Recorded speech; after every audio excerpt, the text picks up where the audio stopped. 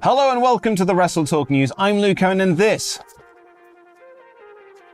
is wrestling news. Our top story today comes from last night's AEW Dynamite, where Tony Khan revealed his gift for Sting's retirement. No, it wasn't a gold watch. No, it wasn't TNA. No, it wasn't the other Sting. It was instead his old rival and the guy who put him on the map as a top babyface in this industry, Ric Flair. A controversial signing for All Elite Wrestling and one that has garnered some backlash online, but there have been rumors of Flair joining AEW for years now. Back when Andrade El Idolo was looking for a manager in 2021, with persistent reports it would be revealed as Flair, who is his IRL father-in-law. Those plans fell apart though, following the airing of a Dark Side of the Ring episode about the plane ride from hell, which made accusations of sexual harassment against Flair. Flair was dropped from a sponsorship deal he had at the time, and Tommy Dreamer was suspended by Impact Wrestling for defending Flair in the episode. So, why bring Ric Flair into AEW now? Well, according to Dave Meltzer on Wrestling Observer Radio,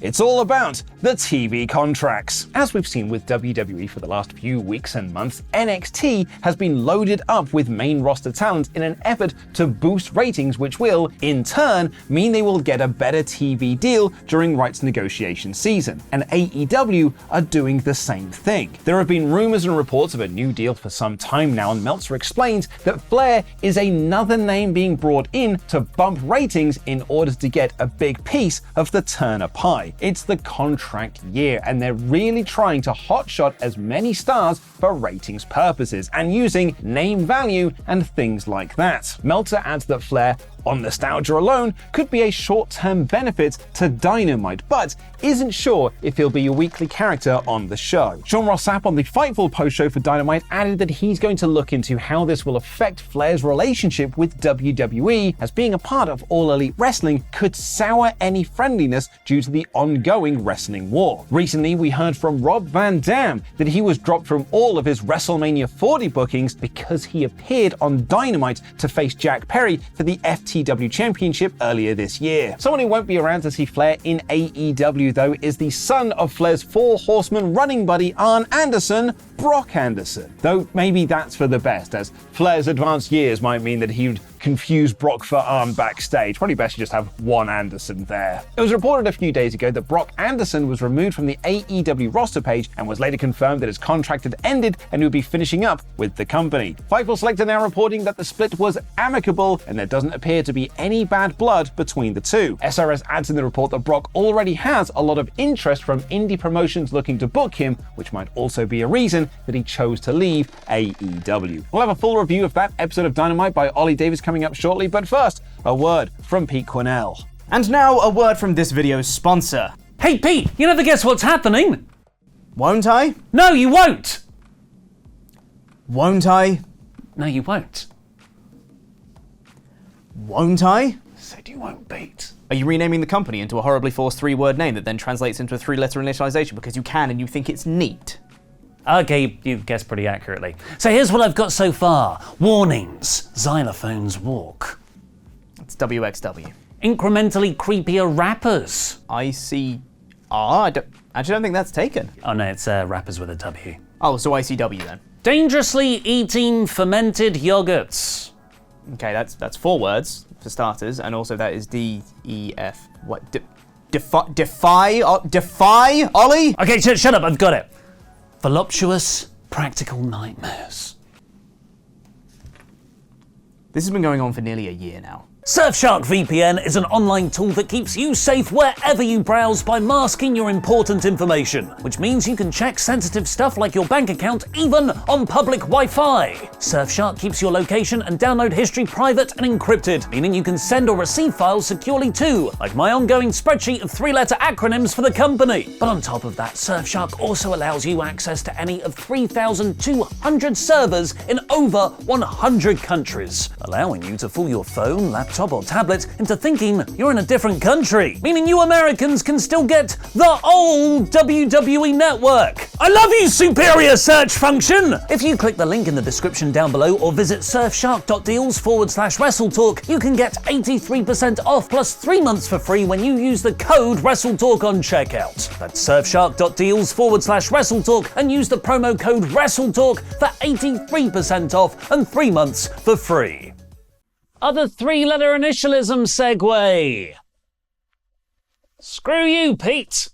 Because it's time for my review of AEW Dynamite in about 5 minutes. The first 30 minutes of the show were entirely devoted to easily the best thing in AEW right now, nay, probably all of wrestling, the MJF verse, which, thankfully, is increasingly absorbing more and more of the whole roster as Max weaves an intricate tapestry of friends, foes, and frenemies through a cast of Max, Adam Cole, Roderick Strong, Matt Taven, Mike Bennett, Jay White, Juice Robinson, The Guns, Samoa Joe, Wardlow, whoever that devil mask guy is, Max Caster, Anthony Bowens, Daddy Ass, and now Kenny frickin' Omega. That's 16 people, most with their own distinct characters and conflicting motivations. This has been steadily built up since MJF's storyline began with Adam Cole several months ago, and is now official proof of what I'm calling the Max Effect. Max. Where MJF has such a psychologically dense, three-dimensional character, him interacting with another wrestler, no matter how previously directionless or bland they might have been, makes them maximum compelling. After a fiery cold open promo from Max on Juice Robinson, complete with a shot of the devil briefly flashing on screen, MJF went straight into beating the crap out of Rock Hard for the Diamond Ring, going so far as to set up a curb stomp on Juice on the steel steps. And I'm not talking about your PG Seth Rollins curb stomp, I'm talking full-on American history chomping the corner of the steps X curb stomp. Thankfully, the Guns stopped that from happening because it's horrible. But you can't out-scumbag a scumbag, and Max won by cheating with his own diamond ring. The Gangbang Gang beat him down in the post-match, but you know what they say? Friends are like buses. You wait ages for one, and then so many come along at the same time it's overwhelming and you don't know which one's going to turn on you first. Taven and Bennett tried to make a half-assed save, so the Acclaim chased off Bullet Club Gold instead. Max then not only accepted a solo ROH tag title defense against the Guns at Full Gear, or actually now I've said that, maybe Samoa Joe will partner with him.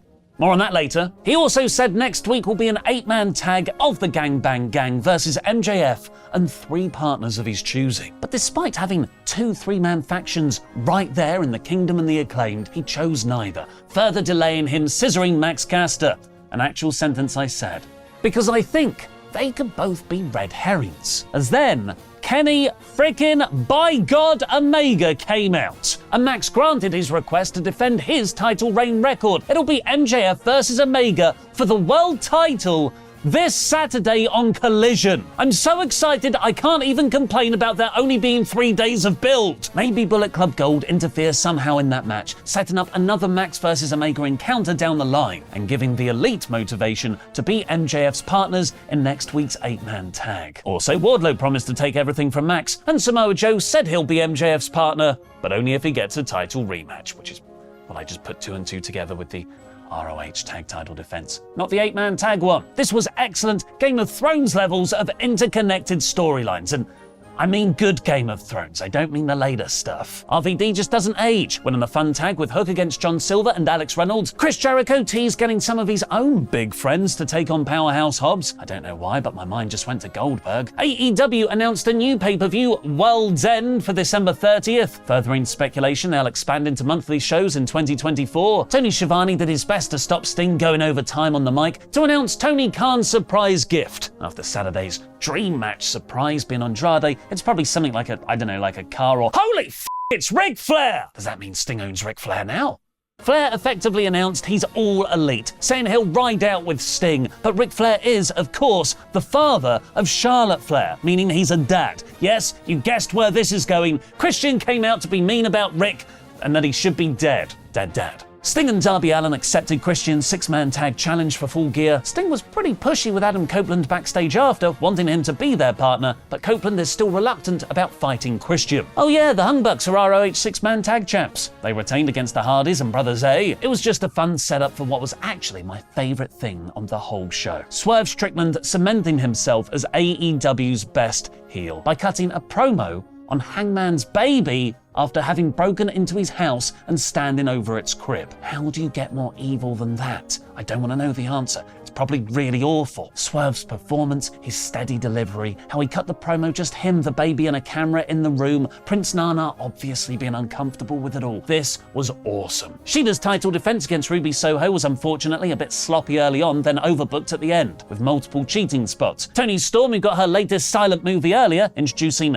Luther as her butler, came out to pose afterwards, meaning Shida had to look on weirdly at a world in black and white. And the main event saw wrestling's weirdest faction, Chaos, put out a card and Orange Cassidy against wrestling's most badass faction, the Blackpool Combat Club, represented by Bryan Danielson and Claudio Castagnoli. This was predictably incredible, with an excellent middle section of just Danielson versus Okada. Cassidy and Claudio were just as exciting, at one point hitting a counter into a counter into a counter into a counter, and a brilliant spot where Okada did his Rainmaker pose, which Cassidy walked into with a best friend hug. Claudio beat Cassidy with a pop-up uppercut, potentially setting up an international title match later, but the post-match focus was on Danielson writhing in pain following Okada's Rainmaker. It's most likely a kayfabe injury, as Okada gloated, building a Wrestle Kingdom rematch between them. But with the respective factions coming down to the ring, the otherwise fantastic episode ended a bit awkwardly. This week's Dynamite is one of the top 5 wrestling shows of the year for me at 90%. But what are the 10 worst WWE pay-per-views ever? Watch on to find out.